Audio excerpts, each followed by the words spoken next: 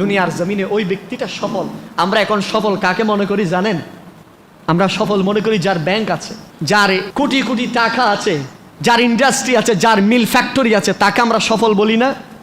কিন্তু রাসূল আরবি সাল্লাল্লাহু আলাইহি ওয়াসাল্লাম সফল হচ্ছে ওই ব্যক্তি যে ফজরের নামাজ, যার জীবনের শুরু থেকে ফজরের নামাজ ছুটে যায়, সে হচ্ছে সফল ব্যক্তি। সুবহানাল্লাহ। নবীজি ফজরের নামাজের পজিশন বর্ণনা করতে গিয়ে, ও আমার উম্মতরা শুনে রাখো, ফজরের শুধুমাত্র ফরজ নয়, 2 রাকাত সুন্নত। কেমন দামি যেন, আসমান এবং জমিনে যত কিছু আছে তার চেয়ে বেশি ফজিলতপূর্ণ হচ্ছে ফজরের 2 রাকাত শুধুমাত্র সুন্নত। সুবহানাল্লাহ। তাহলে আমাদের সফলতার চাবিকাঠি কোথায়? যে ব্যক্তি নামাজ পড়ে, ঠিক কিনা বলে? সফলতার চাবিকাঠি হচ্ছে যে ব্যক্তি আল্লাহকে সিজদা দেয়।